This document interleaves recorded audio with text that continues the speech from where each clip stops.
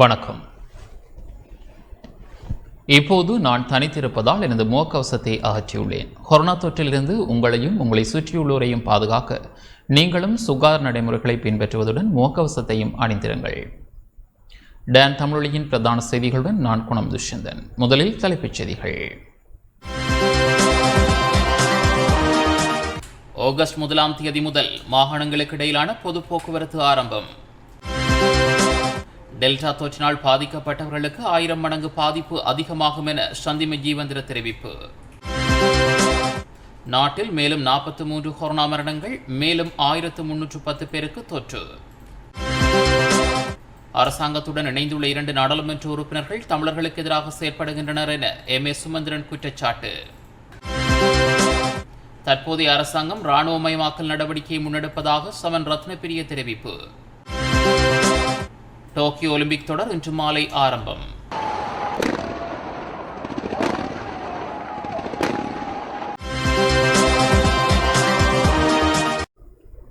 தொடர்பது முதன்மை செய்தி. அனுசரணை. ஸ்ரீலங்கா இன்சூரன்ஸ் ஆயுள் காப்புறுதி உரிமையாளர்களுக்கு 8600 மில்லியன் ரூபாய் பெறுமதியான நிகரற்ற ஆயுள் காப்புறுதி போனஸ்.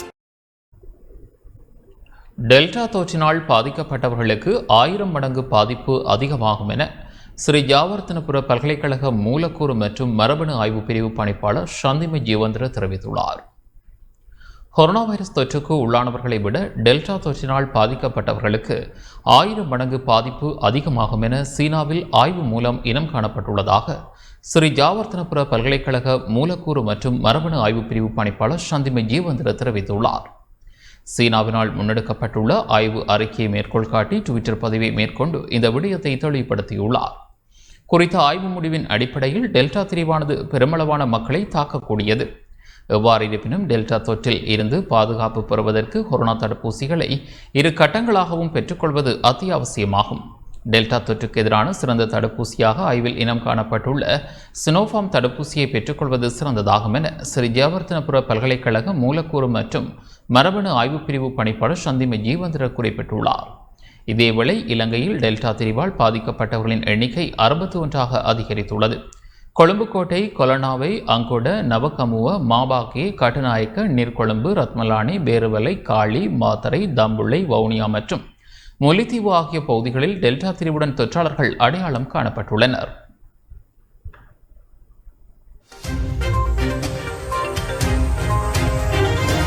அனுசரணை. ஸ்ரீலங்கா இன்சூரன்ஸ் ஆயுள் காப்புறுதி உரிமையாளர்களுக்கு 8600 மில்லியன் ரூபாய் பெறுமதியான நிகரற்ற ஆயுள் காப்புறுதி போனஸ்.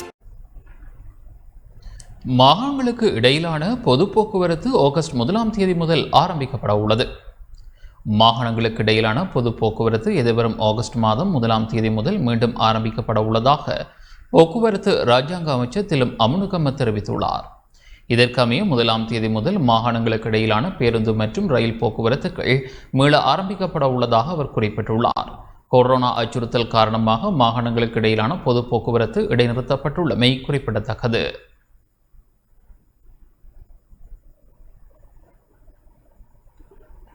முன்னாள் அமைச்சர் ரிசார்டின் மனைவி உள்ளிட்ட 3 பொரளை போலீசார் வாக்குமூலம் பதிவு செய்து வருகின்றனர்.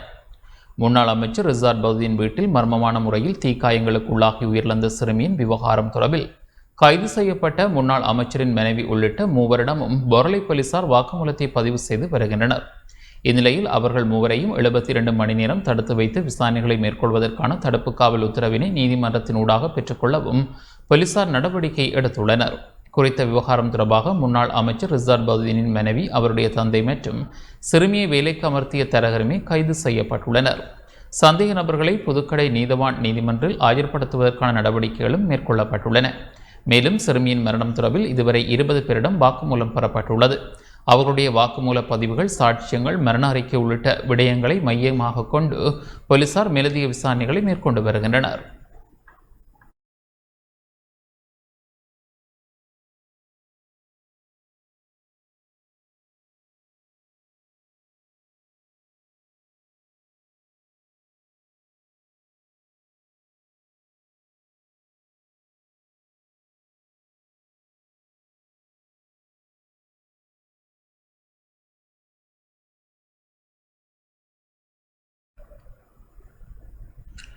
கடந்த மே மாதத்தை போன்று ஜூன் மாதத்திலும் பணவீக்கம் பதிவாகியுள்ளதாக இலங்கை மத்திய வங்கி தெரிவித்துள்ளது. நாட்டின் பணவீக்க நிலைமை தொடர்பில் மாதாந்தம் மேற்கொள்ளப்படும் கணிப்பீடுகளின்படி கடந்த மே மாதத்தை போன்றே ஜூன் மாதத்திலும் பணவீக்கமானது எவ்வித மாற்றங்களுமின்றி 6.1% பதிவாகியுள்ளதாக இலங்கை மத்திய வங்கி தெரிவித்துள்ளது. மாதாந்த பணவீக்க நிலைமைகள் தொடர்பில் மத்திய வங்கியினால் வெளியிடப்பட்டுள்ள அறிக்கையில் இந்த விடயம் குறிப்பிடப்பட்டுள்ளது. தேசிய நுகர்வோர் விலைச்சூட்டனின் மாற்றத்தினால் அளவிடப்பட்டவாறான முதன்மை பண வீக்கமானது கடந்த ஜூன் மாதம் எவ்வித மாற்றமின்றி 6.1% காணப்பட்டது. அதற்கு ஜூன் மாதத்தில் நிலவிய உயர்வான தளப்புள்ளி விவரத்தாக்கம் முக்கிய காரணமாக அமைந்தது. கடந்த மே மாதம் 10.3% காணப்பட்ட உணவு பணவீக்கம் கடந்த ஜூன் மாதத்தில் 9.8% வரையில் குறைவடைந்தது. மே மாதத்தில் 2.5% இருந்த உணவல்லா பணவீக்கம் கடந்த மாதம் 2.9% அதிகரித்துள்ளது. ஆண்டுக்கான சராசரியின் அடிப்படையில் அளவிடப்படுகின்ற தேசிய நுகர்வோர் விலைச்சூட்டனும் கடந்த ஜூன் மாதத்தில் 5.4% மாற்றமின்றி காணப்பட்டது. தேசிய நுகர்வோர் விலைச்சூட்டனின் மாதாந்த மாற்றத்தை பொறுத்தவரை அது கடந்த மாதம் 1.45% பதிவானது. இதற்கு உணவு மற்றும் உணவல்லா வகைகள் இரண்டிலும் உள்ள பொருட்களின் விலைகளில் அவதானிக்கப்பட்ட அதிகரிப்புகள் முக்கிய காரணமாக அமைந்தன. உணவு மற்றும் உணவல்லா வகைகளின் மாதாந்த மாற்றங்கள் முறையே 1.23%, 0.22% பதிவாகின. அதற்கமைய உணவு வகையினுள் அரிசி, காய்கறிகள், தேங்காய் எண்ணெய் மற்றும் உடன்மீன் என்பவற்றின் விலைகளில் குறிப்பாக அதிகரிப்புகள் அவதானிக்கப்பட்டன. பிரதானமாக போக்குவரத்து, துணைத்துறையில் பெட்ரோல் மற்றும் டீசல் விலை அதிகரிப்புகள் காரணமாக ஜூன் மாத காலப்பகுதியில் உணவல்லா வகையில் அதிகரிப்பை அவதானிக்க முடிந்தது. கடந்த மே மாதத்தில் 4.2% காணப்பட்ட மையப்பண வீக்கமானது கடந்த ஜூன் மாதத்தில் 4.1க்கு சிறிதளவினால் குறைவடைந்ததுடன் ஆண்டு சராசரி மையப்பண வீக்கம் கடந்த ஜூன் மாதத்தில் 4.4% மாற்றமின்றி காணப்பட்டது என இலங்கை மத்திய வங்கி குறிப்பிட்டுள்ளது.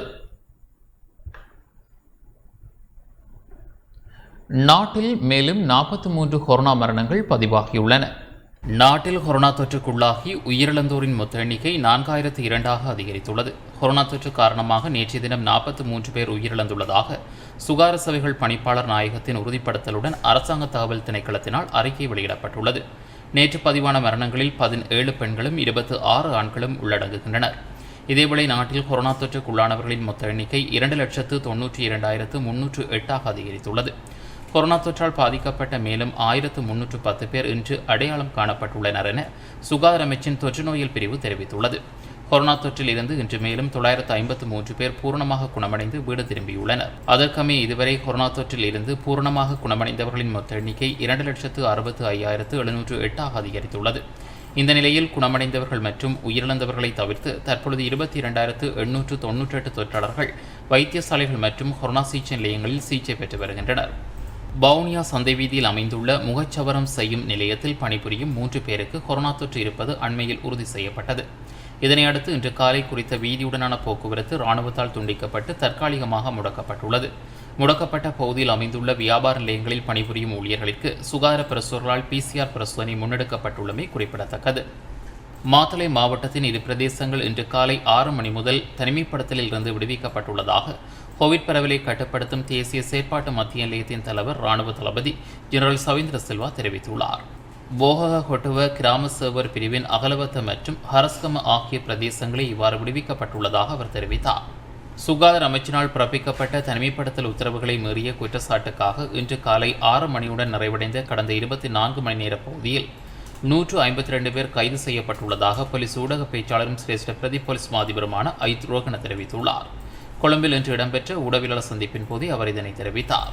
පසුගිය පැය 24ක කාල පරිච්ඡේදය තුළ නිරෝධායන රීතීන් උල්ලංඝනය කිරීම වලට අදාළව පුද්ගලයන් 152ක් පමණ අත්අඩංගුවට ගෙන තිබෙනවා. ඒ වගේම சுகாதார அமைச்சினால் பிறப்பிக்கப்பட்ட தனிமைப்படுத்தல் உத்தரவுகளை மீறிய குற்றச்சாட்டிற்காக இன்று காலை 6 மணியுடன் நிறைவடைந்த கடந்த 24 மணி நேரத்தில் 152 பேர் கைது செய்யப்பட்டுள்ளனர். குறித்த குற்றச்சாட்டிற்காக கடந்த அக்டோபர் 30 முதல் இதுவரையான காலப்பகுதியில் 51,733 பேர் கைது செய்யப்பட்டுள்ளனர். அவர்களில் 45,000க்கும் அதிகமானோர் மீது குற்றம் சாட்டப்பட்டுள்ளது. 7,000 பேர் மீது வழக்கு தொடுக்கப்பட்டுள்ளது. மாகாணங்களுக்கு இடையிலான பயண தடை நடைமுறையில் உள்ளது. இந்நிலையில் மேல் மாகாணத்தில் உள்ள 13 நுழைவாயில்களில் அனாவசியமான முறையில் உள்நுழைபவர்கள் தொடர்பில் கவனம் செலுத்தப்பட்டுள்ளது. அத்துடன் கொழும்பில் முகக்கவசம் அணியாதவர்கள் தொடர்பில் தகவல் கிடைக்கப்பெற்றுள்ளது. ஆகவே கொழும்பு மாவட்டத்தினுள் முகக்கவசம் அணியாதவர்கள் தொடர்பில் கவனம் செலுத்துவதற்காக 30 போலீஸ் குழுக்கள் சேவையில் ஈடுபடுத்தப்பட்டுள்ளன. மேலும் நாடளாவிய ரீதியில் தடுப்பூசி ஏற்றும் நடவடிக்கைகள் மேற்கொள்ளப்பட்டு வருகின்றது. ஆகவே 60 வயதிற்கு மேற்பட்டோர் கட்டாயமாக தடுப்பூசியை ஏற்றிக்கொள்ளுமாறு கேட்டுக்கொள்கின்றோம். அரசாங்கத்துடன் இணைந்துள்ள 2 நாடாளுமன்ற உறுப்பினர்கள் தமிழர்களுக்கு எதிராக செயற்படுகின்றனர் என யாழ் மாவட்ட நாடாளுமன்ற உறுப்பினர் எம். சுமந்திரன் தெரிவித்தார். பலவிதமான வாக்குறுதிகளை அள்ளிவீசி தமிழ் மக்களின் வாக்குகளை பெற்று பதவிக்கு வந்தவர்கள் அரசாங்கத்தின் கொடுங்கோல் ஆட்சியுடன் இணைந்து தமிழ் மக்களுக்கு எதிரான அரசாங்கத்தின் நிகழ்ச்சி நிரலை முன்னகர்த்தி கொண்டிருப்பதாக ஜனாதிபதி சட்டத்திரணியும் யாழ் மாவட்ட நாடாளுமன்ற உறுப்பினருமான எம். சுமந்திரன் தெரிவித்தார். நேற்று மாலை மட்டக்களப்பு கல்லடியில் உள்ள தனியார் விடுதியில் நடைபெற்ற உடவியலாளர் சந்திப்பின் போதே அவர் இதனை தெரிவித்தார்.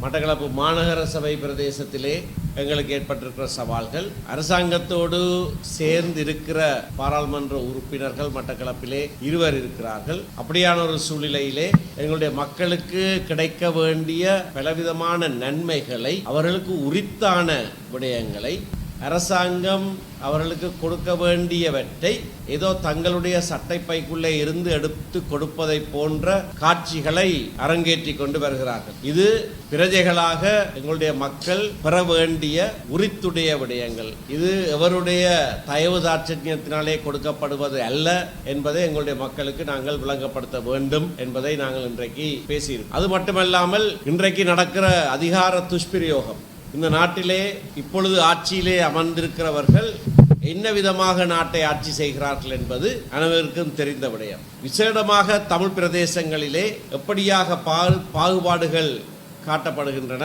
வேலைவாய்ப்புகள் எடுத்துக் கொடுப்பதாக சொல்லி பதவிக்கு வந்தவர்கள் அந்த தங்களுடைய வாக்குறுதி எதை நிறைவேற்ற முடியாதவர்களாக திரும்பவும் வாக்குறுதிகளை மட்டும் கொடுக்கிறவர்களாக இருக்கிற சூழ்நிலை பற்றி நாங்கள் ஆராய்ந்தோம். மிக விசேடமாக எங்களுடைய கட்சி செயற்பாட்டாளர்கள், எங்களுடைய கட்சி விசுவாசிகள் பலர் அண்மை காலத்திலே கைது செய்யப்பட்டிருக்கிறார்கள். பயங்கரவாத தடை சட்டத்தின் கீழே தடுத்து வைக்கப்பட்டிருக்கிறார்கள்.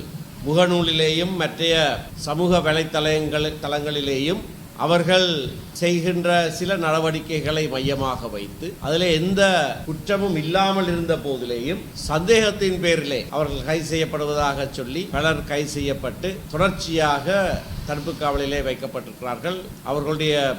அவர்கள் நீதிமன்றத்திலே ஆஜராக்கப்படுகிற வேளைகளிலேயும் கூட பயங்கரவாத தடுப்பு சட்டத்தின் கீழே இந்த செயற்பாடு இடம்பெறுகிற காரணத்தினாலே அவர்களுக்கு பிணை கூட எடுக்க முடியாத ஒரு சூழ்நிலை இருக்கிறது. இந்த அரசாங்கத்துக்கு ஆதரவாக செயற்படுகிற அரசியல்வாதிகள், பாராளுமன்ற உறுப்பினர்கள் இந்த மாவட்டத்தில் இருந்தாலும் இவைகள் எல்லாம், இந்த அநியாயங்கள் எல்லாம் தொடர்ச்சியாக நடைபெற்று கொண்டிருக்கின்றன. எங்களுடைய மக்களுடைய பூர்வீக நிலங்கள் தொடர்ச்சியாக அபகரிக்கப்படுகிறது. இந்த வேளையிலே எங்களுடைய மக்களிடத்திலே நாங்கள் முன்வைக்க வேண்டிய ஒரு முக்கிய கேள்வி இருக்கிறது. இப்படியானவர்களை நீங்கள் தொடர்ந்தும் ஆதரிக்கப் போகிறீர்களா? உங்களுடைய வாக்குகளை உபயோகித்து பலவிதமான வாக்குறுதிகளை அள்ளி வீசி பதவிக்கு வந்தவர்கள் இந்த கொடுங்கோல் ஆட்சியோடு இணைந்திருந்து கொண்டு தொடர்ச்சியாக உங்களுடைய சுதந்திரத்துக்கு பாதகமாக, உங்களுடைய நன்மைக்கு எதிராக இந்த ஆட்சியாளர்கள் செயற்படுவதற்கு உடந்தையாக தொடர்ச்சியாக பாராளுமன்றத்திலேயும் மற்ற விதங்களிலேயும் இந்த ஆட்சியாளர்களுக்கு அவர்கள் உதவியாக வாக்களித்து செயற்பட்டு கொண்டிருக்கிறார்கள். அவர்களுக்கு கொடுக்கப்பட்டிருக்கிற பதவிகளை வைத்து இந்த அரசாங்கத்தினுடைய நிகழ்ச்சி நிரலை முன்னகர்த்தி கொண்டிருக்கிறார்கள். தமிழ் மக்களுக்கு தீங்கிழைக்கிற, தமிழ் மக்களுடைய உரிமைகளை மறுக்கிற, தமிழ் மக்களை விசேடமாக அடக்குமுறைக்குள்ளே ஆக்குகிற ஒரு ஆட்சியோடு நீங்கள் தெரிவு செய்த பிரதிநிதிகள் ஒட்டி கொண்டிருப்பதை குறித்து நீங்கள் தீர்மானமான முடிவுகளை எடுக்க வேண்டிய நேரம் வந்திருக்கிறது.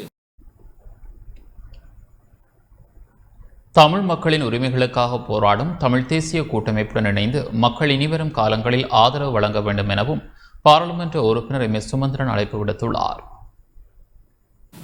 தமிழ் தேசிய கூட்டமைப்பு ஏற்கனவே பலமடைந்திருக்கிறது. அதனுடைய பலம் சற்று குறைவாக இருந்திருக்கக்கூடும் தேர்தல் நேரத்திலே. ஆனால் தேர்தலுக்கு பின்னைய காலத்திலே பலம் கூடியிருக்கிறது. அது தொடர்ந்து கூடும். ஏனென்றால் இந்த ஆட்சியாளர்கள் எப்படியாக செயற்படுகிறார்கள், அதற்கு மாறுத்தரமாக மக்கள் பிரதிநிதிகளாக நாங்கள் என்னென்ன நடவடிக்கை எடுக்கிறோம் என்பதை மக்கள் உன்னிப்பாக கவனிக்கிறார்கள். எதிர்க்கட்சியோடு சேர்ந்து அரசாங்கத்தை கவிழ்க்க முயற்சிக்க வேணாம் என்று எங்கள்கிட்ட ஒரு கோரிக்கையை முன்வைத்திருக்கிறார். நாங்கள் அரசாங்கத்திலே யார் இருந்தாலும் அது மக்களுக்கு விரோதமான நடவடிக்கை அவர்கள் செய்தால் அதை எதிர்ப்போம். அரசாங்கத்தை எதிர்க்கக்கூடாது என்ற ஒரு கொள்கை எங்களுக்கு ஒருபோதும் ஏற்பட்டது இல்லை. ஆனால் அதே வேளையிலே பதவியிலே இருக்கிறவர்கள் அரசாங்க கட்சியினர், அவர்களோடு தான் நாங்கள் சில விடயங்கள் சம்பந்தமாக பேச முடியும். அதை நாங்கள் முன்னெடுக்கிறோம். அண்மையிலே ஜனாதிபதி எங்களுக்கு ஒரு அழைப்பு விடுத்திருந்தார். நாங்கள் அதற்கு சென்றிருப்போம். ஆனால் அந்த கூட்டம் பின்போடப்பட்டிருக்கிறது. அதுக்கு பிறகு எங்களுக்கு செய்தி எதுவும் வரவில்லை. ஆனால் அரசாங்கத்தோடு தான் நாங்கள் அந்த வகையான பேச்சுவார்த்தைகளை நடத்த முடியும். அதை நாங்கள் செய்வோம். அப்படி நாங்கள் அவர்களோடு பேச்சுவார்த்தை நடத்துவதற்கு ஒரு முன் நிபந்தனையாக அரசாங்கத்துக்கு எதிராக நீங்கள் செயற்படக்கூடாது, அறிக்கை விடக்கூடாது என்று அவர்கள் சொல்வார்களாக இருந்தால் அதை நாங்கள் ஏற்றுக்கொள்ள மாட்டோம்.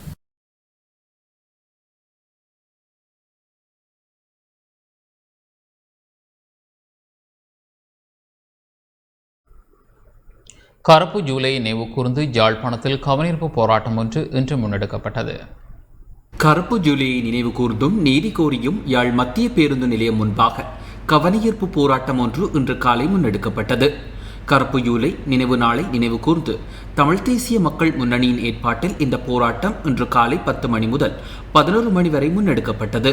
இதன்போது இன அழிப்பிற்கு நீதி வேண்டும், கடத்தப்பட்டு காணாமல் ஆக்கப்பட்ட உறவுகள் எங்கே என பல்வேறு கோஷங்களை எழுப்பி போராட்டம் இடம்பெற்றது.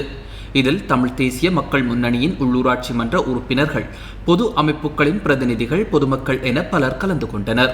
யாழ்ப்பாண மாநகர சபையில் கருப்பு ஜூலை நினைவேந்தல் நிகழ்வு இன்று காலை இடம்பெற்றது. மாநகர சபை முதல்வர் விஸ்வலிங்கம் மணிவண்ணன் தலைமையில் மாநகர சபையில் இடம்பெற்ற இந்த நினைவேந்தலில் சபை உறுப்பினர்கள் கலந்து கொண்டு ஜூலை கலவரத்தில் உயிரிழந்தவர்களை நினைவு கூர்ந்தனர். 1983 ஆண்டு வெலிக்கடை சிறைச்சாலையில் படுகொலை செய்யப்பட்ட 53 தமிழ் அரசியல் கைதிகள் மற்றும் அந்த காலப்பகுதியில் படுகொலை செய்யப்பட்ட பொதுமக்களின் நினைவாக வவுனியாவில் ஆர்ப்பாட்டம் ஒன்று முன்னெடுக்கப்பட்டது. வவுனியா பழைய பேருந்து நிலையத்துக்கு முன்பாக தமிழ் தேசிய மக்கள் முன்னணியின் ஏற்பாட்டில் குறித்த ஆர்ப்பாட்டம் இடம்பெற்றது. ஆர்ப்பாட்டத்தில் தமிழ் தேசிய மக்கள் முன்னணியின் தலைவர் கஜேந்திரகுமார் பொன்னம்பலம், கட்சியின் முக்கியஸ்தர்களான சிவகயன், சட்டத்தரணி காண்டீபன் மற்றும் காணாமல் ஆக்கப்பட்டவர்களின் உறவினர்கள், பொதுமக்கள் கலந்து கொண்டனர். மன்னாரிலும் கருப்பு ஜூலை தினத்தையொட்டி 15 அம்ச கோரிக்கைகளை முன்வைத்து கவனியீர்ப்பு போராட்டம் ஒன்று முன்னெடுக்கப்பட்டது. தமிழ் தேசிய வாழ்வுரிமை இயக்கத்தின் ஏற்பாட்டில் கருப்பு ஜூலை தினத்தையொட்டி 15 அம்ச கோரிக்கையை முன்வைத்து மௌன கவனியீர்ப்பு போராட்டம் இன்று காலை 9:30 மணியளவில் மன்னார் மாவட்ட செயலகத்திற்கு முன் இடம்பெற்றது. தமிழ் தேசிய மக்கள் முன்னணியின் ஏற்பாட்டில் கல்முனை நகரில் இன்று ஆர்ப்பாட்டம் ஒன்று இடம்பெற்றது. நாடாளுமன்ற உறுப்பினர் செல்வராஜா கஜேந்திரன் தலைமையில் நடைபெற்ற இவ்வார்ப்பாட்டத்தில் கட்சியின் அம்பாறை மாவட்ட இணைப்பாளர் துஷாரத் மற்றும் கட்சியின் உறுப்பினர்கள், பொதுமக்கள் பதாதைகளை தாங்கியவாறு பங்கு பெற்றிருந்தனர். தொடர்ச்சியாக இடம்பெற்று வரும் தமிழ் மக்கள் மீதான அடக்குமுறைகள், படுகொலைகளுக்கு சர்வதேசம் நீதியை பெற்றுத்தர வேண்டும் என இதன்போது நாடாளுமன்ற உறுப்பினர் செல்வராஜா கஜேந்திரன் தெரிவித்தார். கருப்பு ஜூலையை நினைவு கூறும் வகையில் யாழ்ப்பாணத்தில் தமிழ் தேசிய பண்பாட்டு பேரவையால் சுவரொட்டிகள் ஒட்டப்பட்டுள்ளன.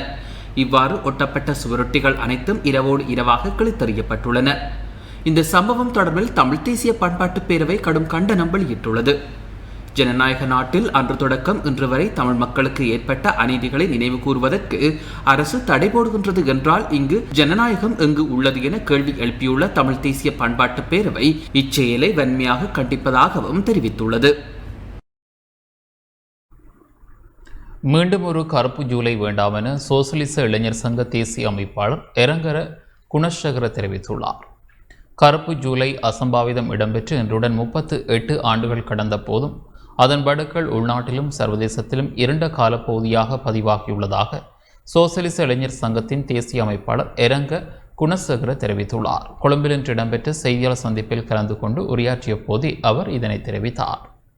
අද ජූලි මාසේ 23 වෙනිදා ඒ කියන්නේ කළු ජූලිය සිදු වෙලා மீண்டும் ஒரு கருப்பு ஜூலை வேண்டாம் என்ற நோக்கத்தில் இன்றைய இளைஞர்கள் சகோதரத்துவத்துடன் இருக்கின்றார்கள். இதுவரை அதன் கரும் வடுக்களை அகற்றுவதற்கு முடியாமல் போனமை தொடர்பாகவும் சகோதரத்துவம், ஒற்றுமை என்பவற்றை கட்டி எழுப்புவதற்காகவும் சோசலிச இளைஞர் அமைப்பு செயற்பட்டு வருகின்றது. 38 ஆண்டுகளுக்கு முன்னர் ஏற்பட்ட கரும் வடுக்களை அகற்றிக் கொண்டு அன்று ஏற்பட்ட இனவாத முரண்பாடுகளில் இருந்து விலகி நாடு என்ற அடிப்படையில் முன்னோக்கி நகர்வதற்கு முடியாமல் போனமை தொடர்பாக எமது நிலைப்பாட்டையும் எதிர்காலத்தில் சகோதரத்துவத்துடன் செயற்படுவதற்கான ஒரு விசேட தினமாக மாற்றுவது தொடர்பாகவும் நாம் கருத்துக்களை தெரிவிக்க முனைகின்றோம். இது தொடர்பாக பல வேலை திட்டங்களை நாம் முன்னெடுத்துள்ளோம். அதேபோன்று 83ஆம் ஆண்டு ஏற்பட்ட அசம்பாவிதங்களை மீண்டும் நினைவுபடுத்தி கண்ணீர் சிந்தி அதனை நினைவு கூறுவதற்கான அவசியமில்லை. எனினும் அந்த பிரச்சனைகளில் இருந்தும் நினைவுகளில் இருந்தும் இளைஞர்கள் என்ற அடிப்படையில் வெளியில் வந்து முற்போக்கான சிந்தனைகளோடு எவ்வாறு செயற்படுவது என்பது குறித்து கலந்துரையாட வேண்டும். 83 கருப்பு ஜூலை என்பது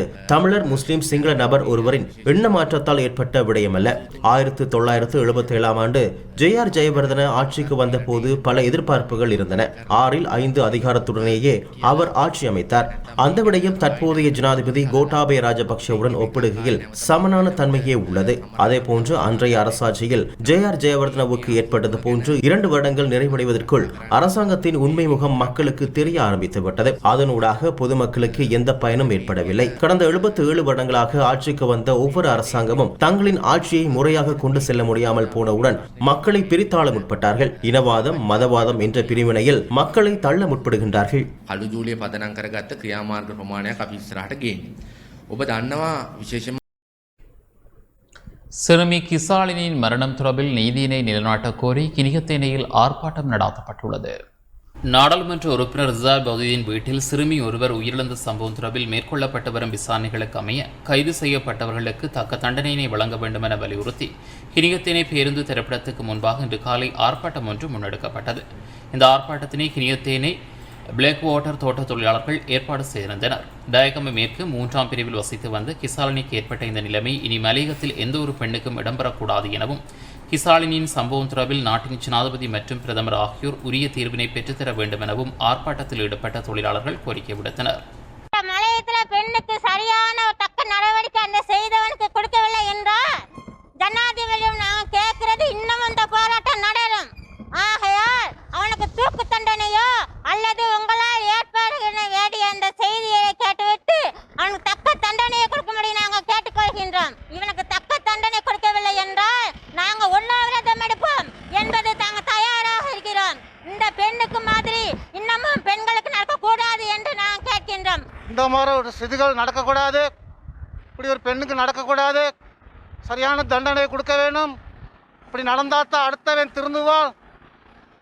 என்னவென்றால் இப்படி கஷ்டத்துக்காக நாங்கள் ஒரு பிள்ளைகளை அனுப்புகிறோம். அவங்க பாதியிலே கொடுமைக்கு செஞ்சு ஆளாக்கி பெட்ரோலை ஊற்றி கொளுத்துறாங்க. கேட்டால் அவங்க தண்டனை வேற மாதிரி சொல்கிறாங்க. இதுக்கு ஜனாதிபதி சரியான நடவடிக்கை எடுக்க வேண்டும். இல்லாட்டி மீண்டும் இந்த போராட்டம் நடக்கும். இப்படி ஒரு பெண்ணுக்கு நடக்கக்கூடாது. முன்னாள் அமைச்சர் ரிசார் பௌதியின் வீட்டில் பணிபுரிந்து மரணமடைந்த சிறுமி கிசாலினியின் மரணத்துக்கு நீதி வேண்டி கையெழுத்து போராட்டம் ஒன்று வவுனியாவில் இன்று முன்னெடுக்கப்பட்டது. சுயாதீன தமிழ் இளைஞர்களின் ஏற்பாட்டில் குறித்த போராட்டம் முன்னெடுக்கப்பட்டது. இதன்போது கருத்து தெரிவித்த போராட்டக்காரர்கள் நாடு முழுவதும் சிறுவர் மற்றும் சிறுமிகள் வேலைக்கு அமர்த்தப்படுகின்றனர். அவர்கள் பணி செய்யும் பகுதிகளில் பல்வேறு துஷ்பிரயோகங்களுக்கு உள்ளாக்கப்பட்டு வருகின்றனர். எனவே இதற்கு எதிராக கடும் நடவடிக்கை எடுக்கப்பட வேண்டும் என வலியுறுத்தியுள்ளனர். குறிப்பாக கிசாலினியின் மரணத்துக்கு காரணமானவர்கள் தண்டிக்கப்பட்டு நீதி நிலைநாட்டப்பட வேண்டும். சிறுவர்களை வேலைக்கு அமர்த்துகின்ற தரர்களுக்கு கடுமையான தண்டனை வழங்கப்பட வேண்டும் என அவர்கள் வலியுறுத்தியுள்ளனர். இந்த கையெழுத்து பிரதிகள் ஜனாதிபதிக்கு அனுப்பி வைக்கப்பட உள்ளதாகவும் ஏற்பாட்டாளர்கள் தெரிவித்துள்ளனர். கொழும்பில் நாடாளுமன்ற உறுப்பினர் ரிசார் பௌதியின் வீட்டில் பணிபுரிந்த நிலையில் உயிரிழந்த டயகம சிறுமிக்கு நீதி கோரும் யாழ்ப்பாண மாவட்ட பெண்கள் அமைப்பு தமது வன்மையான கண்டனத்தை வெளியிட்டுள்ளது. இன்று யாழ்ப்பாணத்தில் இடம்பெற்ற ஊடகவியலாளர் சந்திப்பில் கண்டனம் வெளியிடப்பட்டதுடன் நாளை கவனிப்பு போராட்டத்துக்கும் அழைப்பு விடுக்கப்பட்டுள்ளது. கிசாலினி என்ற சிறுமி பாலியல் வன்கொடுமைக்கு உட்பாக்கப்பட்டு கொலை செய்யப்பட்டிருக்கிற செய்தி பரவலாக எல்லோர் மத்தியிலும் பேசப்பட்டு இருக்கின்ற ஒரு விடயம். அந்த வகையில் நாளை 9:30 மணிக்கு யாழ்ப்பாணம் பஸ் திரைப்படத்தில் இந்த கவனிப்பு போராட்டம் ஒன்று நடத்த இருக்கின்றோம். நாளைய இந்த போராட்டத்துக்கு அனைத்து மட்ட அமைப்பு பிரதிநிதிகளும் சமூக செயற்பாட்டாளர்களும் இந்த போராட்டத்தில் கலந்து கொள்ள வேண்டும் என்று கேட்டுக்கொள்வதோடு இனிவரும் காலங்களில் இப்படியான சிறுவர்கள் துஷ்பிரயோகங்கள், சிறுவர்களுக்கு எதிரான வன்கொடுமைகள் நடைபெறக்கூடாது. சிறுமிக்கு அனைத்து விதத்திலும் நீதிகளை பெற்றுக்கொள்ள எல்லோரும் ஒத்துழைக்க வேண்டும் என்று கேட்டுக்கொள்கிறேன். இந்த காலகட்டத்தில் நாங்கள் தனித்து போராடி ஒன்றையும் சாதிக்க முடியாது. ஒற்றுமையாக போராட வேண்டிய ஒரு காலகட்டம் இது. எங்களுடைய நாடு உழைச்சி சீவிச்ச ஒரு நாடாக இருந்தது, பிச்சை எடுத்து சீவிச்ச நாடாக இருக்கவில்லை. இப்போ என்னென்னால் நாங்கள் பிச்சை எடுத்து சீவிக்கிற ஒரு நாடாக மாறிவிட்டோம். இணைந்த மக்கள் மயப்படுத்தப்பட்ட போராட்டம் ஒன்றை நாளை சிறுமி ஷாலினிக்காக முன்னெடுப்பதாக தீர்மானித்துள்ளோம். இலங்கையில் கடந்த காலங்களாக தொடர்ந்து பெண்கள் சிறுமிகளுக்கு எதிராக பாரிய வன்முறைகள் தொடர்ந்து நடந்து கொண்டு வருது. செல்வாக்குகள் அல்லது அதிகாரங்கள் நீதிக்கு எதிராக இருக்கும் என்றால் அதையும் நாங்கள் கேள்வி கேட்பது கூடாக நீதி பிரச்சாரத்தை நாங்கள் முன்னெடுப்போம். வன்முறையாளராக அடையாளப்படுத்தப்படுகிறவர்களுக்கு சரியான நீதி முறையில் தண்டனைகள் வழங்குவதென்றது குறைவாக உள்ளது. மற்றது விரைவாகவும் தண்டனை வழங்கப்படுவதில்லை. மலையக பிரதேசத்தில் பெரும்பாலான சிறுவர்கள் ஏனைய பிரதேசங்களுக்கு சிறுவர் கூலி தொழிலாளர்களாக சென்று கொண்டிருக்கின்ற நிலைமை இந்த நாட்டில் இருக்குது. இந்த மலையகத்திலே ஏன் இப்படியான சிறுவர்கள் கட்டாய கல்வியை கற்காமல் இப்படி சிறுவர் தொழிலாளியாக வருகின்றார்கள் என்றது ஒரு பொருளாதார ரீதியான ஒரு பெரிய ஒரு சவாலாக இருக்குது. இந்த அரசு கட்டாயம் மலையகத்தில் இருக்கிற மக்கள், அதாவது லயன் குடியிருப்புகள் இருக்கிற மக்களோட பொருளாதார மேம்பாட்டுக்கு நிறைய வரவு செலவு திட்டத்தில் நிறைய பணத்தை ஒதுக்கீடு செய்து அவர்களுடைய பொருளாதாரத்தை மேம்படுத்த வேண்டிய கட்டாயம் இருக்குது.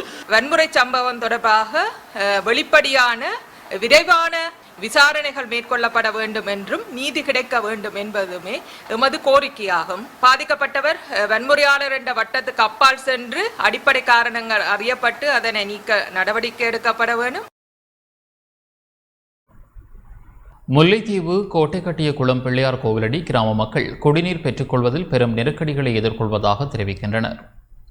முல்லைத்தீவு துணுக்காய் பிரதேசத்துக்குட்பட்ட கோட்டைக்கட்டிய குளம் பிள்ளையார் கோவிலடி கிராமத்தைச் சேர்ந்த 40க்கும் மேற்பட்ட குடும்பங்கள் சுத்தமான குடிநீர் பெற்றுக்கொள்வதில் பெரும் நெருக்கடிகளை எதிர்கொள்வதாக தெரிவித்துள்ளனர். குறித்த பிரதேசத்தில் காணப்படுகின்ற கிணறுகள் யாவும் உவர்நீர் கிணறுகளாக காணப்படுவதனால் தமக்கான குடிநீரை பெற்றுக்கொள்வதற்கு நீண்ட தூரம் சென்று குடிநீர் பெற வேண்டிய நிலைமை காணப்படுவதாக சுட்டிக்காட்டியுள்ளனர். தங்களுடைய பகுதிக்கு நீர் சுத்திகரிப்பு நிலையம் ஒன்றை அமைத்து தருமாறு பல்வேறு தரப்பினரிடம் கோரிக்கைகளை விடுத்த போதும் இதுவரை அவற்றை நிறைவேற்றி தரவில்லை எனவும் பிரதேச மக்கள் தெரிவிக்கின்றனர். இப்போ சுத்திகரிக்கிற தண்ணி டேங்க் மூலம் அங்கே தென்னியங்குளத்தில் டேங்க் பண்ணி இங்கே தர்றேன்ட்டு எல்லாம் அளவு எல்லாம் எடுத்து கொண்டு போனவையால். ஆனால் அது இப்போ 1.5 வருஷத்துக்கு மேலே ஆகுது. ஆனால் செய்து தரையில் அப்படி ஒரு உதவியை செய்து தந்தால் இந்த மக்களுக்கு உதவியாக இருக்க மாட்டேன். கோட்டைக்காட்டில் எங்களுக்கு குடி தண்ணி இல்லை. 1/2 மீட்டர் 2 கிலோமீட்டர் தூரம் தான் போகணும். இப்போ பாருங்கள், இப்போ பைப்பு லைன் போடுறாங்கன்னா அதுவும் போடவில்லை. எங்களுக்கு தண்ணி வசதி குறைவாக தண்ணி கிடந்தாலும் நாங்கள் சோறு கறி ஆக்க முடியாமல் கிடக்கு. எங்களுக்கு சின்ன பிள்ளைங்க இருக்கிறதுனால கொஞ்சம் கஷ்டமாக கிடக்கு. போக்குவரத்தும் சிக்கல். ஒரு சைக்கிளில் சின்ன சைக்கிள் பள்ளிக்கூடம் போகிற சைக்கிளில் தான் வச்சுக்கணுங்க தண்ணி கொண்டு வரும். அதுவும் இல்லைன்னு சொன்னால் அன்றைக்கு இங்கே இந்த ஷவர் தண்ணியை தான் குடிக்கணும். பைப்பு லைன் போடுறதாருன்னு சொல்லி இன்னும் போடவும் இல்லை. இந்த போடுறதாரம் போடுறாங்க, வருஷ கணக்கில் சொல்கிறாங்களோ இன்னும் போடவில்லை. கிளிநொச்சியில் சிறுபோக பயிர்ச்செய்கை நோய் தாக்கத்தினால் பாதிக்கப்பட்டுள்ளது. கிளிநொச்சி மாவட்டத்தில் சிறுபோக பயிர்ச்செய்கை பங்கஸ் நோய் தாக்கத்தினால் பாதிக்கப்பட்டுள்ளது. பயிர்கள் 2 மாதம் கடந்த நிலையில் பங்கஸ் நோய் மற்றும் பூச்சிகளின் நோய் தாக்கம் காரணமாக விவசாயிகளின் பயிர்கள் அழிந்து வரும் நிலை ஏற்பட்டுள்ளது.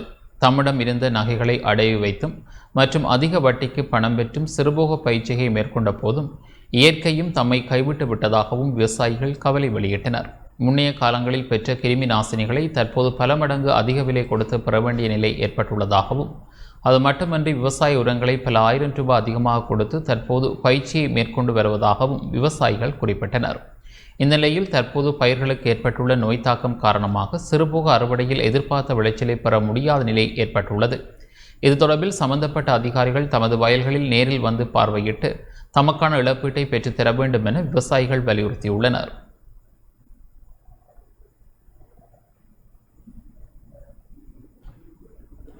நாடாளுமன்றத்திற்குள் எதிர்க்கட்சிகளுக்கான பொது தலைமைத்துவம் தொடர்பில் கலந்துரையாடப்பட உள்ளது. நாடாளுமன்றத்திற்குள் எதிர்க்கட்சிகளுக்கு பொது தலைமைத்துவம் வழங்கும் வகையிலான கலந்துரையாடல்களை ஐக்கிய தேசிய கட்சியின் தலைவரும் நாடாளுமன்ற உறுப்பினருமான ரணில் விக்ரமசிங்க முன்னெடுக்க உள்ளார். இதன் முதற்கட்ட கலந்துரையாடலில் தமிழ் தேசிய கூட்டமைப்பு, தமிழ் முற்போக்கு கூட்டணி மற்றும் ஸ்ரீலங்கா முஸ்லீம் காங்கிரஸ் ஆகிய கட்சிகளுடனான கலந்துரையாடல் அடுத்த வாரம் முன்னெடுக்கப்பட உள்ளது. அதன் அடிப்படையில் நாடாளுமன்ற செயற்பாடுகள் மற்றும் ஜனநாயக விழுமியங்கள், பாதுகாப்பு உள்ளிட்ட விடயங்களில் பொது நிகழ்ச்சி நிரல் தயாரிக்கப்பட உள்ளது. அதனை மையப்படுத்தி நாடாளுமன்றத்தை பிரதித்துவம் செய்யும் அனைத்து எதிர்க்கட்சிகளையும் சந்தித்து கலந்துரையாட திட்டமிடப்பட்டுள்ளது. அமைச்சர் உதய கம்மன்பிலவுக்கு எதிரான நம்பிக்கையில்லா பேரணி மீதான விவாதம் மற்றும் வாக்கெடுப்பின் போது ஏற்பட்ட நெருக்கடிகளில் பொது நிகழ்ச்சி நிரலுக்குள் எதிர்க்கட்சிகள் ஒன்றிணைய வேண்டிய அவசியம் வலியுறுத்தப்பட்டுள்ளது.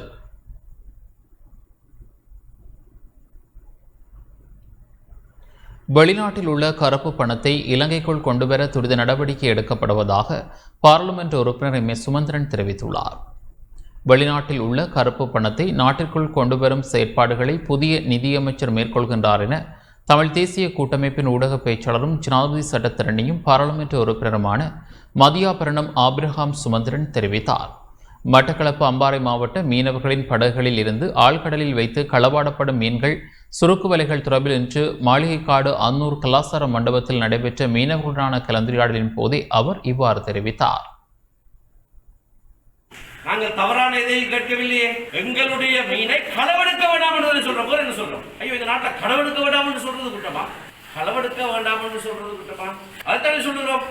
அதற்கு செவிமடுத்தால் நாங்கள் சில வேலை திட்டங்களை நாங்கள் செய்வோம். இது ஒரு விஷயம். அதான் நாட்டு கலவரங்கள் நடந்து கொண்டிருக்குது. இப்போ ஒரு சட்டமூலம் ஒன்று பாராளுமன்றத்திலே நேற்று முன்தினம் சமர்ப்பிக்கப்பட்டிருக்கு. நிதி சட்டத்தை திருத்துவதற்கான ஒரு சட்டமூலம். எப்படி திருத்த போகிறார்கள்? வெளிநாட்டிலே இருக்கிற கருப்பு பணத்தை இந்த நாட்டுக்குள்ளே கொண்டு வருவது சட்டபூர்வமாக்கப்படுகிறது.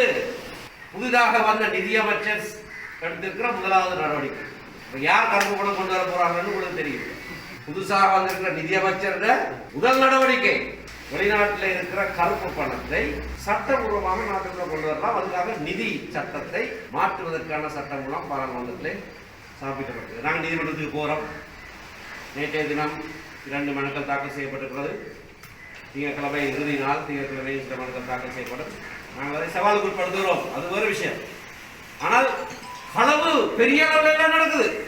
பெரிய அளவில் நடந்த களவு, அதால வந்த வருவாய் கருப்பு பணமாக இருந்தது இப்ப வெள்ளையடிக்கப்படுறதுக்கான சுத்திகரிக்கப்படுறதுக்கான பொறுமுறையும் செய்யப்படுது. ஆனபடியா இங்க நடக்கிறது ஏதோ இங்க மட்டும் நடக்கிற விஷயம் இல்லை. நானும் கூட நடக்குது. ஆனால் ஒவ்வொன்றும் முக்கியமானது. இங்க நடக்கிற களவு உங்களுக்கு முக்கியமானது. தற்போதைய அரசாங்கம் இராணுவ மயமாக்கல் நடவடிக்கையை முன்னெடுப்பதாக முன்னாள் நாடாளுமன்ற உறுப்பினர் ஷமன் ரட்னபிரிய தெரிவித்துள்ளார். கல்வித்துறையை இராணுவ மயமாக்கலுக்கு உட்படுத்தவே ஜனாதிபதி கோட்டாபய ராஜபக்ஷ கொத்தலாவல பாதுகாப்பு பல்கலைக்கழக சட்டத்தை கொண்டு வந்துள்ளதாக ஐக்கிய தேசிய கட்சியின் முன்னாள் பாராளுமன்ற உறுப்பினர் ஷமன் ரட்னபிரிய தெரிவித்துள்ளார். கொழும்பில் இன்று இடம்பெற்ற ஊடகவியலாளர் சந்திப்பின் போதே அவர் இதனை தெரிவித்துள்ளார். වර්තමාන ආණ්ඩුව හැමදේම මිලිටරිකරණය කරන්න තමයි සූදානම් වෙන්නේ. தற்போதைய அரசாங்கம் இராணுவமயமாக்குவதற்கான முயற்சியையே தொடர்ந்து முன்னெடுத்து வருகின்றது. நாட்டில் எங்காவது பிரச்சனை காணப்படின் அதற்கான தீர்வு இராணுவத்திடம் இருக்கும் என்ற நோக்கத்திலேயே ஜனாதிபதி கோட்டாபய ராஜபக்ஷ உள்ளார். மாறாக சிவில் சமூகத்திடம் இருப்பதற்கான முடிவில் அவர் இல்லை என்றும் கூற முடியும். இராணுவத்தினரின் உதவியுடன் பிரச்சனைக்கான தீர்வை எவ்வாறு காண்பது என்ற எண்ணப்பாட்டிலேயே அவர் உள்ளார். கொரோனா கட்டுப்பாட்டு செயல்முறைக்கும் அவர் இராணுவத்தினரையே சேவையில் ஈடுபடுத்தியுள்ளார். அதேபோன்று அமைச்சுகளின் செயலாளர்களாகவும் ராணுவ அதிகாரிகளை நியமித்தார். துறைமுகத்துக்கும் நியமித்தார். சுகாதாரத்துறையிலும் அதே நடந்துள்ளது. அந்த வகையில் நோக்கும் போது கொரோனா வைரஸ் தொற்றை கட்டுப்படுத்தும் பணிகள் தோல்வியை சந்தித்துள்ளன. இருப்பினும் கோட்டாபய ராஜபக்ஷவுக்கு அது விளங்கவில்லை என்றே கூற வேண்டும். கொத்தலாவல சட்டத்தின் ஊடாகவும் அதனையே செய்ய முற்படுகின்றார்கள். இது கல்வித்துறையை இராணுவமயமாக்கும் முயற்சியாகும். பல்கலைக்கழக செயற்பாடுகள், கோரிக்கைகள், தொழிற்சங்க நடவடிக்கைகள் என்பவற்றை இதனூடாக கட்டுப்படுத்த முடியும் என்ற நோக்கில் அவர் செயற்படுகின்றார். அதற்காகவே கொத்தலாவல சட்ட மூலத்தை கொண்டு வந்துள்ளார்கள். ඒක කරන්න බෑ. දැන් මේ කොතලාවල පනත හරහා කරන්න හදන්නෙත් ඒකම තමයි. මෙරට අධ්‍යාපනය මිලිටරිකරණය කිරීම තමයි මේ කරන්න සූදානම්. அதிபர் ஆசிரியர்களின் தொழிற்சங்க நடவடிக்கை தொடரும் என அகில இலங்கை ஐக்கிய ஆசிரியர் சங்க தலைவர் ஜல்வெல்ல பஞ்சாசேகர தேரர் தெரிவித்துள்ளார். அதிபர் ஆசிரியர்களின் சம்பள பிரச்சினை உள்ளிட்ட அனைத்து பிரச்சினைகளுக்குமான தீர்வு கிடைக்கப்பெறும் வரை தொழிற்சங்க நடவடிக்கை தொடரும் என அகில இலங்கை ஐக்கிய ஆசிரியர் சங்கத்தின் தலைவர் ஜல்வெல்ல பஞ்சாசேகர தேரர் தெரிவித்துள்ளார். கொழும்பில் இன்று இடம்பெற்ற ஊடகவியலாளர் சந்திப்பின் போது அவர் இதனை தெரிவித்துள்ளார். දියත් කරන ලද වෘත්තීය ක්‍රියාමාර්ග මේ වෙන විට ක්‍රියාත්මක වෙනවා. ඒ අතර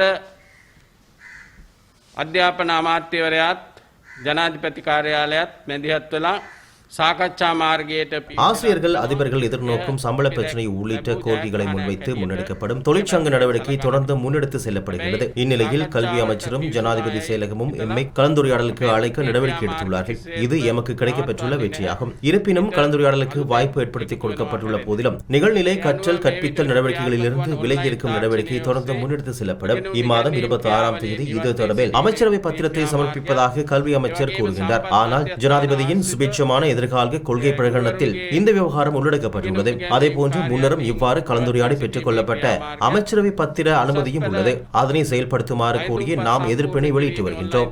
මේ පිළිබඳව අධ්‍යාපන අමාත්‍යාංශයේ වෘත්තීය සමිති විසින් එක්ක සාකච්ඡා කරලා කැබිනට් අනුමැතිය ලැබූ වාර්තාවක් තියෙනවා. මේවා ක්‍රියාත්මක කරන්න කියන අරගලය තමයි අපි දැනට ක්‍රියාත්මක කරගෙන යන්නේ.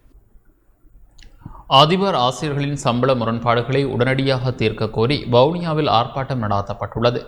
அதிபர் ஆசிரியர்களின் சம்பள முரண்பாடுகளை உடனடியாக தீர்க்குமாறு கோரி அதிபர் ஆசிரியர் தொழிற்சங்கத்தினரால் வவுனியாவில் இன்று மாபெரும் ஆர்ப்பாட்டம் முன்னெடுக்கப்பட்டது. வவுனியா பழைய பேருந்து நிலையத்துக்கு முன்பாக ஆரம்பமான பேரணி அங்கிருந்து மணிக்கூட்டு சந்தையை அடைந்து மீண்டும் பழைய பேருந்து நிலைய பகுதியை அடைந்தது. அதன் பின்னர் பெருமளவான அதிபர் ஆசிரியர்கள் தமது கோரிக்கைகளை வலியுறுத்தியுள்ளனர். இந்த போராட்டத்தினால எமது சக்தியை நாம் அரசாங்கத்துக்கு காட்டியுள்ளோம்.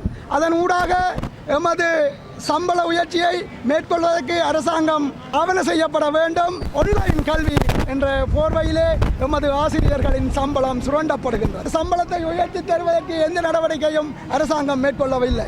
கல்வியை விற்று பணம் சம்பாதிக்கும் நிலைக்கு அரசாங்கம் தள்ளப்பட்டுள்ளது. கொத்தலாவல சட்டமூலம் என்ற ஒன்றை கொண்டு வந்து அதனூடாக கல்வியை விற்று பணம் சம்பாதிக்கும் நடவடிக்கையில் அரசாங்கம் இறங்கி இருப்பதை உடன் நிறுத்தி இலவச கல்வியை வழங்குவதற்கு ஆவண செய்ய வேண்டும். வடமாகாணத்திலே தடுப்பூசி இன்னும் போடப்படவில்லை. வவுனியா மாவட்டத்தில் ஆசிரியர்கள் இட்டவரை ஒரு தடுப்பூசியும் போடப்படவில்லை.